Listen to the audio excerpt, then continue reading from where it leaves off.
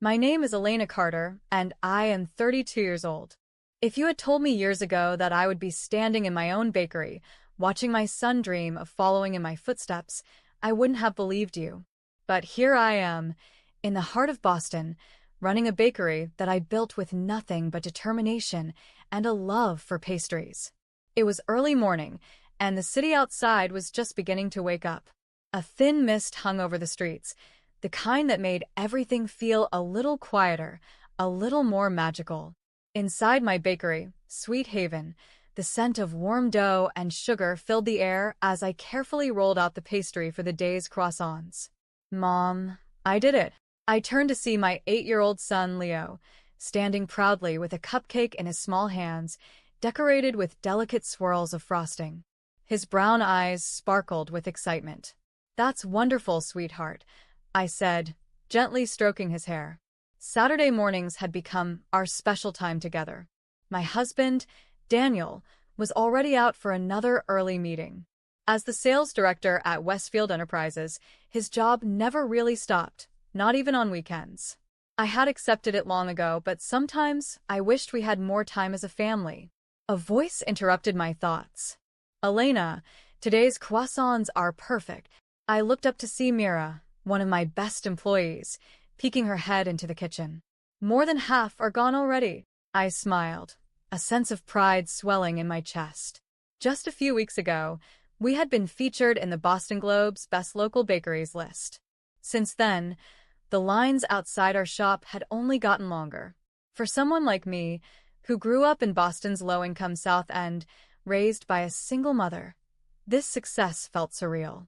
I had spent years working my way up, earning a scholarship to a prestigious pastry school, training under top chefs, and finally, after years of saving and struggling, opening Sweet Haven.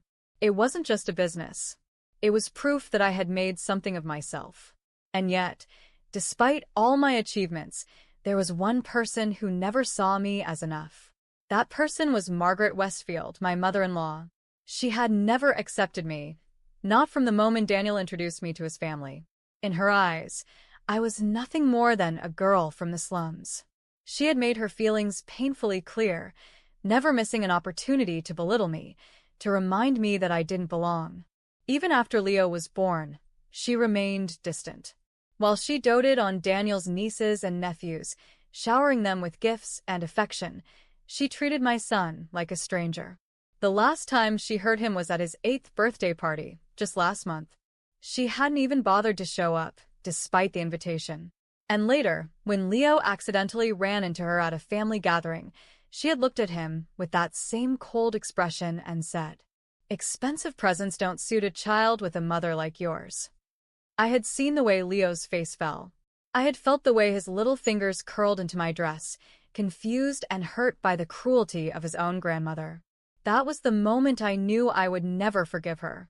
And yet, yesterday, an invitation had arrived. Margaret wanted us to attend the Westfield family's Thanksgiving dinner. Every year, this gathering was a grand affair, held at the Westfield Mansion in Chestnut Hill, attended by the city's elite. Every year, I dreaded it. And this time, more than ever, I wanted to refuse. "You don't have to go," Daniel had told me, concern in his voice. But then I had looked at Leo. "I want to get along with Grandma," he had said at the dinner table, his big, hopeful eyes shining. And how could I say no to that? "Let's go," I had decided. Now, as Thanksgiving morning arrived, I found myself baking an apple pie in my kitchen, not for Margaret's sake, but for my own. If I was going to walk into that house, I was going to do it with my head held high, carrying something I was proud of. Outside, the wind blew through the city, rustling the last of the autumn leaves. I had no idea that by the time the night was over, everything would change. Thanksgiving morning brought a biting cold wind, the kind that cut through even the thickest coat. As we drove through Chestnut Hill, the neighborhood stood out in its usual grandeur. Massive estates, towering maple trees with their last crimson leaves, and streets lined with luxury cars. It was a different world from the one I had grown up in. Leo sat in the back seat, nervously adjusting his light blue tie. His navy suit was brand new, picked out just for this occasion. A small silver pin sat on his breast pocket, something he had insisted on wearing to look fancy. "Mom, is my tie straight?" he asked, his little fingers fumbling with a knot. "Perfect," I reassured him, glancing at him in the rearview mirror. His face held a mix of anticipation and unease, a reflection of what I was feeling myself. Beside me, Daniel's hands gripped the steering wheel a little too tightly. He was never tense, never rattled. But today was different. When we arrived at the Westfield mansion, it was just as intimidating as ever. The red-bricked Victorian home loomed in the distance, its elegant arched windows and massive oak doors standing as a symbol of old money and power. The circular driveway was already filled with luxury cars, Bentleys, Mercedes, a Rolls-Royce or two. A butler opened the door for us before we even had the chance to knock. The moment we stepped inside, the overwhelming warmth and scent of roasted turkey clashed with the chill we had carried in from outside. Inside, the hall was grand. Crystal chandeliers sparkled overhead, and laughter filled the air. Elegant guests in designer dresses and tailored suits sipped champagne, exchanging pleasantries in soft, polished tones. "Daniel, Elena, welcome." Daniel's father, Edward Westfield, approached us with a warm smile. He had always been different from his wife, mild-mannered, more concerned with keeping the family together than with maintaining social status. "And you, young man," he said, ruffling Leo's hair. "You're growing up fast." Leo beamed. It was one of the few moments that made coming here bearable. As Leo ran off to join his cousins, I allowed myself to breathe, just for a moment. Maybe, just maybe, this evening wouldn't be as bad as I expected. I was wrong, because then she arrived. A sharp click of heels on the marble staircase sent a wave of silence through the hall. Margaret Westfield descended the grand staircase, draped in an emerald green dress, a diamond necklace glittering at her throat. Her smile was practiced, her presence commanding. "Elena," she said smoothly, her gaze flicking over me, landing on my blouse. "What a lovely outfit." It was a backhanded compliment. I knew that tone all too well. I simply nodded, refusing to engage. Behind her, the household staff hovered near the dining area, their movements just a fraction slower, as if waiting for something. We were ushered to our seats at the massive mahogany dining table, which stretched nearly the length of the room. 20 place settings, fine china, antique silverware, everything arranged to perfection. Leo's seat was beside mine. But as we approached, my heart suddenly stopped. Because instead of a silver plate, in front of Leo's seat sat a stainless steel dog bowl. The word, puppy, was engraved along the edge. For a moment, the world went silent. I could hear the sharp gasp of a distant relative. Someone shifted uncomfortably. A maid, carrying a tray of wine glasses, nearly stumbled. Leo froze. His small fingers tightened around my sleeve as he stared at the bowl in front of him. My blood ran cold. What is the meaning of this? Daniel's voice was deadly quiet, but filled with barely controlled rage. And then, Margaret raised her champagne glass. "Oh, don't be so dramatic," she said lightly. "It's just a little joke. After all, why should a child raised by gutter blood expect fine dining?" A thin, cruel smile played on her lips. Leo's little chest rose and fell rapidly, his fingers trembling as he clutched my sleeve. But he didn't say a word. He just stood there, frozen, his small face struggling to process what was happening. And then, slowly, painfully slowly, he looked up at me. "Mom, do I have to eat from that?" I knelt beside him, my throat tight. "No, sweetheart." "Never." I reached for the bowl, ready to throw it across the room. But before I could, Leo, voice shaking, said, "I won't eat from it." And in that moment, Margaret's face darkened. "Excuse me?" Then it happened. Before anyone could react, before I could even process what was happening, Margaret's hand flew across Leo's small face. The crack of the slap echoed through the room. Leo stumbled backward, his little hand flying up to his burning cheek. His eyes were wide with shock, his small chest rising and falling in rapid breaths. Someone let out a gasp. A wine glass slipped from a guest's hand, shattering against the marble floor. My heart stopped. A silence heavier than anything I had ever felt swallowed the room. And then I moved. I reached for Leo, pulling him into my arms, shielding his trembling body. Daniel stood so fast that his chair scraped violently against the floor. His face was unreadable, but his hands were clenched into white-knuckled fists. Margaret took a slow sip of her wine, unbothered. Perhaps now he'll learn his place. Something inside me snapped. I stood, gripping my son tighter, my voice like steel. You will never touch my child again. Then I turned to Daniel, voice shaking with fury. We are leaving. Daniel didn't hesitate. He reached for my hand, his grip strong. Together, with Leo still shaking in my arms, we turned our backs on them.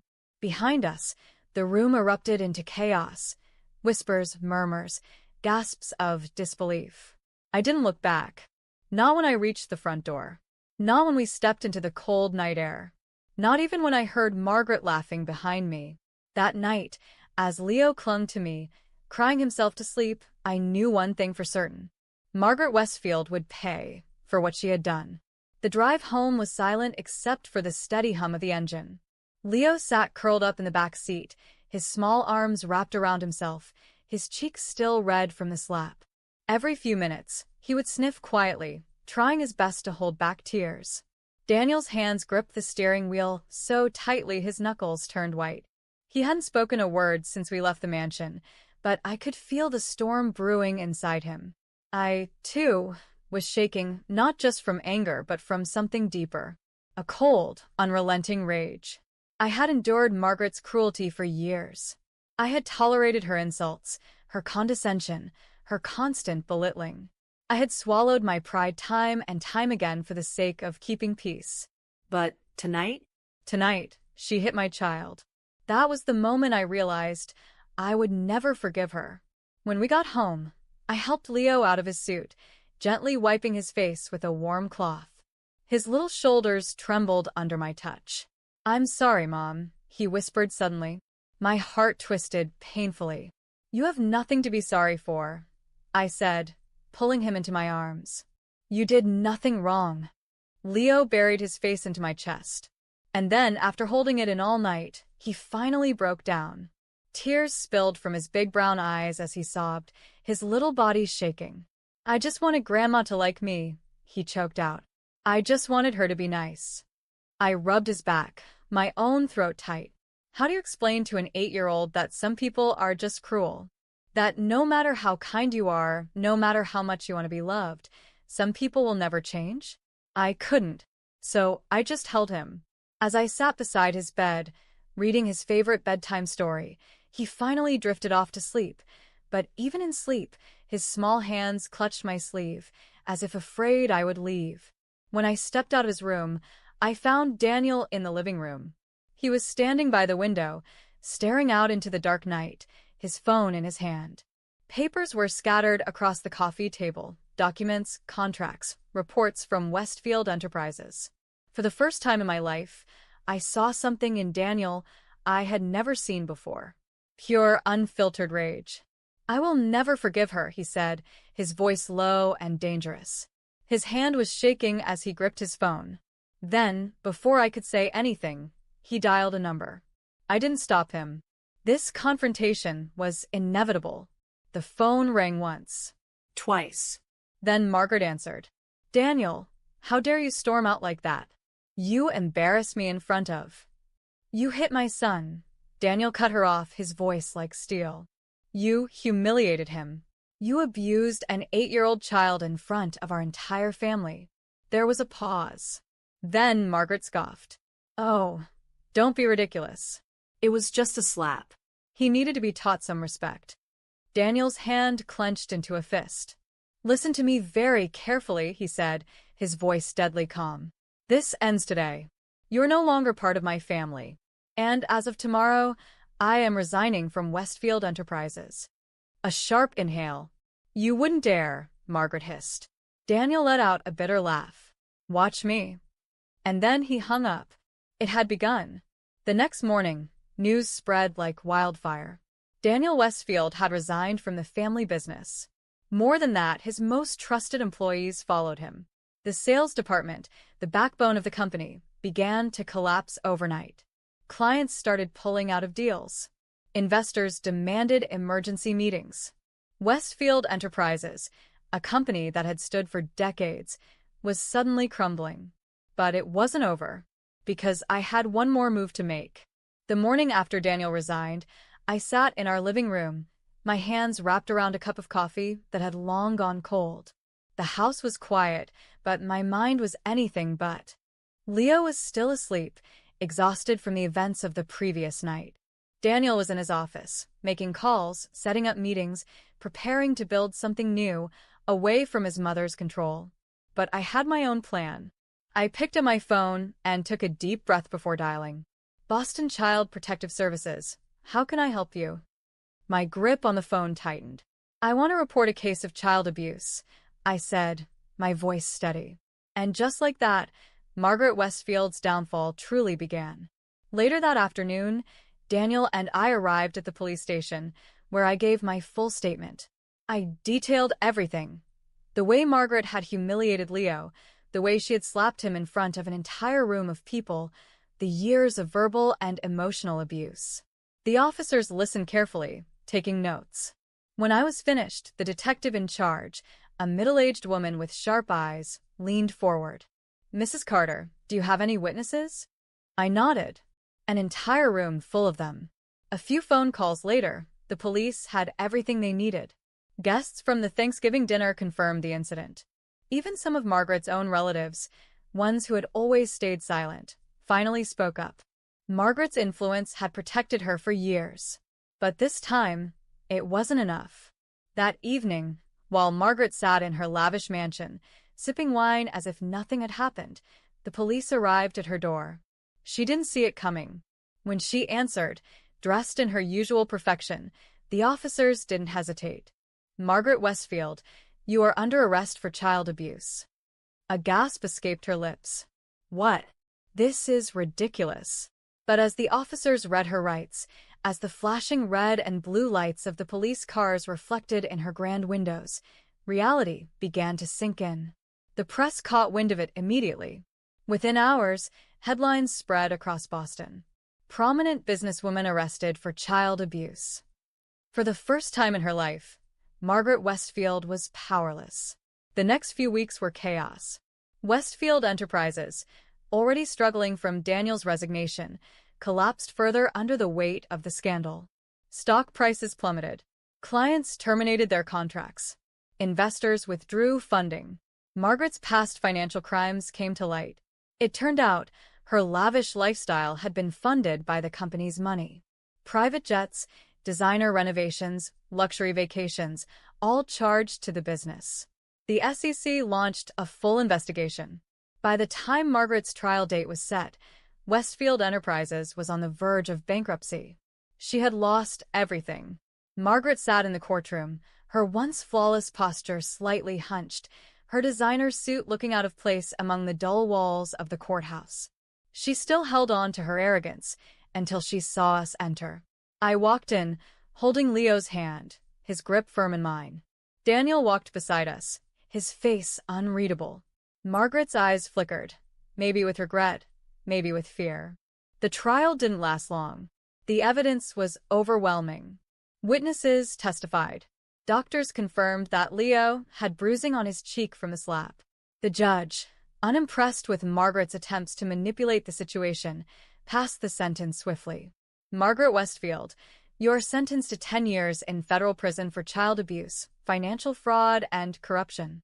A murmur ran through the courtroom. Margaret went pale. Her hands gripped the table as if trying to hold on to the last shred of control. But there was nothing left. She was escorted out in handcuffs. And just like that, justice was served. 1 month later, everything had changed. Daniel's new company, Carter and Westfield Associates, was thriving. Top talent from his former company had joined him. Clients followed, and investors trusted his leadership. Westfield Enterprises, once a powerhouse, had collapsed. Margaret, once the queen of Boston's elite, was now a forgotten figure, a disgraced woman spending her days in a prison cell. And us? We were finally free. Leo was happy again. His smile had returned. His laughter filled our home once more.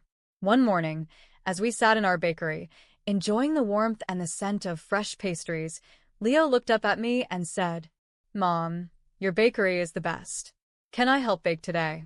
I smiled, feeling an overwhelming sense of peace. "Of course, sweetheart. Let's do it together."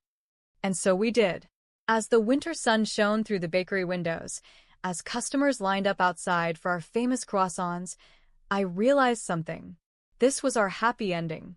And nothing, not power, not money, not even the ghosts of the past, could take it away from us. Thank you for watching. If you enjoyed this story and want to see more content like this, make sure to like the video, leave a comment below, and subscribe to the channel. Your support helps us bring more engaging stories to life. Stay tuned for more, and we'll see you in the next video.